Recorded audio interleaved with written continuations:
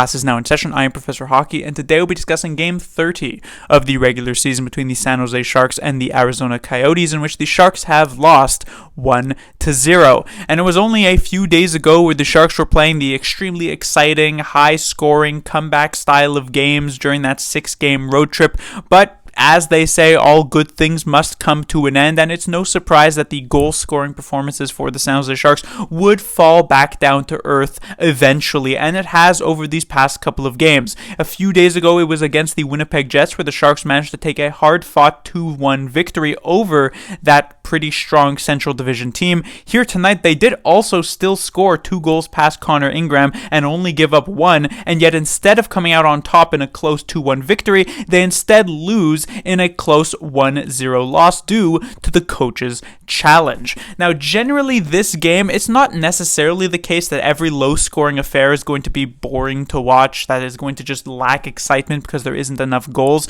Sometimes you could have a really tight-checking, really interesting to watch game between two really good teams. That wasn't really the case here tonight. It felt as though neither of these teams were particularly on the ball with their performances.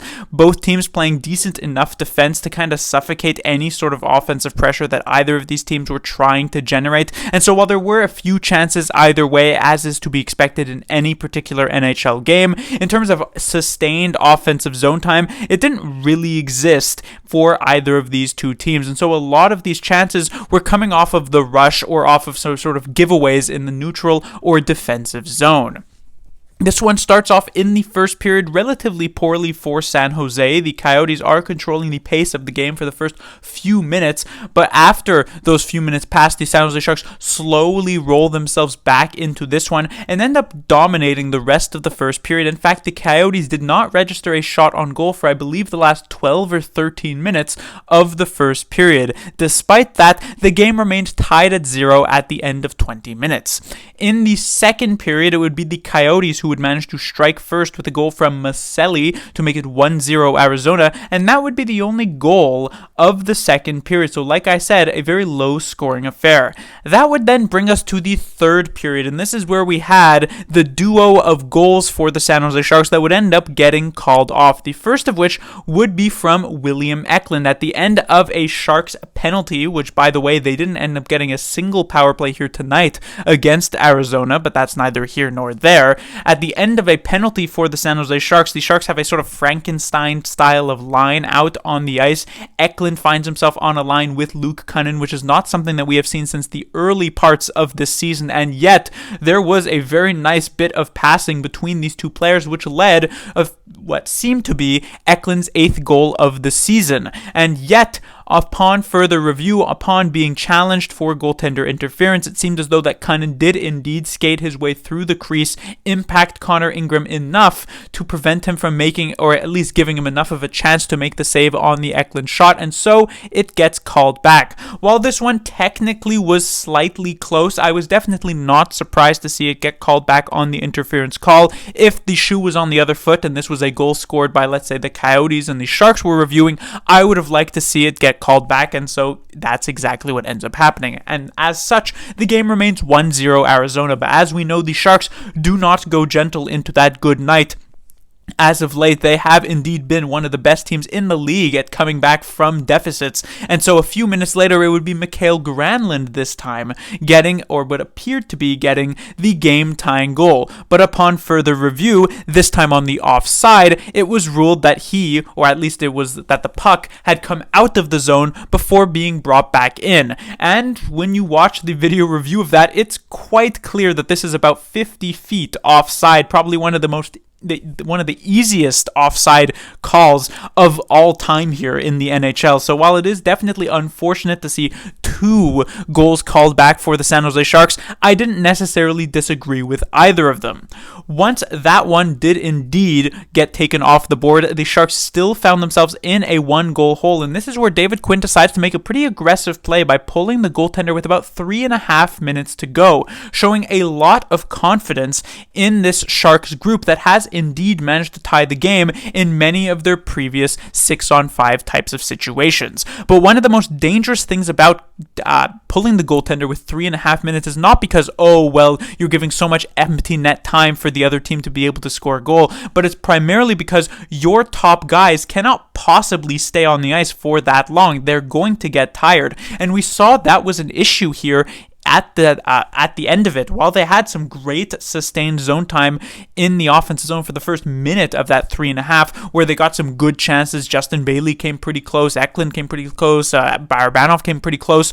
Once the puck was cleared out, the Sharks struggled mightily while tired in the defensive zone to even be able to keep this puck out of their own empty net and away from the Coyotes players, and then have to bring on players like Mike Hoffman, Kevin LeBanc, who, no sort of disservice to them. They're fine players in their own right, but they're not necessarily the guys who you want on absolutely in a sort of game-tying type of situation. And so they couldn't really get anything established in the offensive zone either, and so the rest of the clock kind of just burned out. And so I like the aggressive move by David Quinn, but it came with a risk, and the risk is what we indeed saw in those last couple of minutes, and as such, the Sharks would lose it 1-0.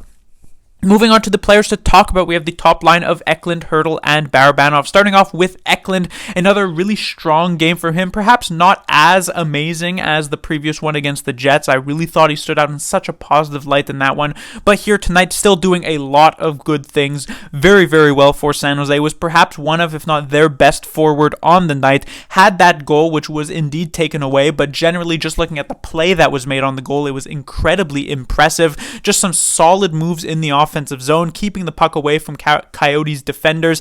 He definitely could have had a couple of assists here tonight, and it would have been nice to see him get some power play time because we know he excels in that particular facet of the game. But it was just Eklund continuing a very strong season for himself. It's really been a very good breakout year for him in his first full-time season in the NHL. When it comes to both Hertl and Barabanov was kind of hit or miss in this game. I liked his performance a lot in the first period. It really felt as though he was beginning to come into his own here, at least in the offensive zone. His defensive zone play throughout this entire game was relatively shaky, but from an offensive standpoint, he was doing really good things in that first 20 minutes. But past that point, it kind of fell off, and he didn't necessarily make a ton happen after that. There were a couple of moments where he had a good connection with William Eklund, but it always felt as though it was more so Eklund doing a lot of the heavy lifting compared to Barabanov actually doing much of anything. And so while it was a half-decent game, it continues to just not be what you're expecting from this player. And then when it comes to Tomas Hertl, he was okay, not super apparent, definitely not the Tomas Hertl that you would expect and hope for, but I guess he had a decent performance here tonight. When it comes to the second line, we of course once again have Granlund, Zetterlund, and Duclair, and as I've mentioned multiple times in the past, this is not a line that is necessarily going to wear down the opponent's defenders, get like 1 minute full-on possession offensive zone shifts. This is a line that's going to use their skill to get some crazy rush chances, to force some turnovers, to just make some north-south hockey happen, and in this game we saw that multiple times, and it really does start with Mikael Granlund, who is just putting on an absolute clinic here in these last couple of weeks for the San Jose Sharks. Offensively, he's just been superb for the team, and even defensively, he's been relatively solid, is like a number one guy on the penalty kill for the San Jose Sharks. But from an offensive standpoint, I mean, just watching him stick handle at times in the offensive zone and through the neutral zone as well is just a thing of beauty. The micro movements that he makes with his stick, where you don't think he's really doing much, and yet he's fooling solid defensive players in the NHL with what he is actually managing to accomplish. He set up multiple great chances for both Duclair and Zetterlund in this game. He had that goal that of course was a mile offside, but that doesn't take away from the amazing play that he made to just get through like 3 Coyotes players before deking out completely the Coyotes goaltender for that goal. It's just Granlund has been playing on an absolute another level over these past couple of weeks, and it continued here tonight. When it comes to his two helpers, I guess you could say, on the wing, both Zetterlund and Duclair I thought had pretty good games. They both got some good chances, came very close to scoring. Duclair had that breakaway that he just barely missed out on because it happened to roll off of his stick. Zetterlund had a great chance off of that beautiful pass from Granlund that he couldn't bury. And so these two players definitely benefiting a lot from playing with Granlund, but pulling their own weight by themselves as well. When it comes to the third line, we had Cunnin up here with Hoffman and Bailey. No Nico Sturm here tonight, which we saw actually the Sharks suffer from a face-off perspective. Nico Sturm has been one of the best face-off man in the entire league thus far this season. One of the few areas that the Sharks have excelled at thus far this year in terms of team stats. And so Sturm being out of it was definitely a bit of an issue face-off-wise for the San Jose Sharks. Cunnin takes his place.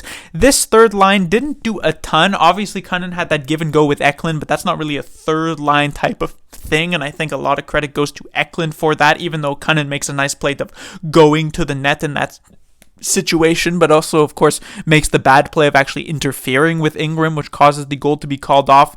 Hoffman, while I really liked his performance the previous night against the Winnipeg Jets, here tonight, while not bad, it should be noted he wasn't a liability. He wasn't all that terrible for San Jose. He didn't make a ton happen, and the same would actually go for Justin Bailey, who had a good stretch of games, but occasionally, especially for a bottom six player, you're going to have an off night, and that was definitely the case here for Bailey. I don't think it's anything crazy, it's anything that's going to end up being an issue for San Jose, but it happens, and it happened here tonight. When it comes to the fourth line, we then had Zadina, LeBanc, and Giovanni Smith. So because of the injury to Sturm, Smith steps in, and this fourth line did pretty much nothing here tonight, besides Giovanni Smith taking a usual 2 minor penalties, though at the very least one of them was more so forgivable because it likely saved the goal. This fourth line really just was not particularly apparent at all. LeBanc had a very good chance in the last couple of seconds of the game to tie it up with like a great shot opportunity that he just shoots it high and over the net, but besides that, these three players did very little. From a defensive standpoint, we have Ferraro and Burrows once again leading the way. This was actually a relatively well-played game defensively for the San Jose Sharks, relative of course to how they have been playing for the entirety of this season. If you take a look at it from like an actual good team's perspective, it probably wasn't all that great, but from a Sharks perspective, it's one of their better defensive performances of the season, and I think some credit does need to go to Ferraro and Burrows for that. While they didn't necessarily shut down every possible play here from a Coyotes perspective, they did still get a couple of chances. I thought they did a decent enough job. The same would actually go for both Addison and Thrun. The major issue here is that around 80% of this game, Addison and Thrun were quite good from a defensive standpoint, but both of them had some really bad moments in this game, some really bad turnovers, some just ill-advised passes in the neutral zone that allowed the Coyotes to race back in and get an opportunity near the net. Neither of these two defensemen necessarily playing the consistent style of game that the Sharks had coaching staff would be hoping from them. They're both young, they're both relatively inexperienced, so it's not that much of a surprise. More so, the surprise is why the two of them are actually paired together. I assume it's just to try and maintain the chemistry between Ahotiuk and Ruda, and then Ferraro and Burrows, but I wonder if it would be slightly better to separate these two guys so that you have someone who's maybe a bit more reliable, perhaps like Thrun and Ferraro and then Addison and Burrows. This is not to say that Burrows is necessarily better than someone like Thrun, but is maybe more a consistent level of performance, even if that consistent level is somewhat bad. And then finally, we have the third pairing, Ahotiuk and Ruda, kind of similar to Addison and Thrun, where I thought generally these two played a decent enough defensive game with just some major issues. In fact, Ahotiuk was the big reason why the Coyotes have the only goal of this game, at least the only goal that actually stood, as Ahotiuk loses the battle against Matthias Maselli, that is unable to tie up his stick and allows him to get the puck past Kakkonen. Especially with Ahotiuk's size, you need to be able to win a puck battle like that. You need to be able to win a body battle like that and prevent a shot coming off in that situation, and because he's unable to do so, it ends up being the game-winning goal here tonight. Ruda as well, he had a very good game a couple of games ago, a very bad game last one. Here tonight, somewhere in the middle. I thought he was pretty good. There were a couple of awkward plays for sure by Ruda, but his offense was not terrible and his defense was solid enough to be decent game. And then finally, we have the goaltender for the San Jose Sharks, Capo Kakinen. He lets in only a single goal here tonight, one that was a pretty difficult save to make for sure, and yet he ends up getting dealt the loss anyway because of the fact that the Sharks, the only goal support that he did get, got called off.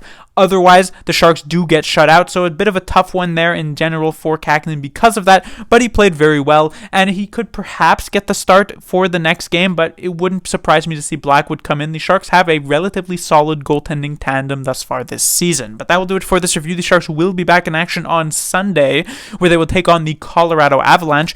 This was the only team that the Sharks actually came relatively close to beating back in the early parts of the season when they went 0-10-1. That one overtime loss was to Colorado. They held a 1-0 lead for a very, very long time before the Colorado Avalanche managed to tie it up in the last minute or so. Blackwood did his best in that one, and we'll see if the Sharks can get some revenge not only on this team, but for their goaltender's sake.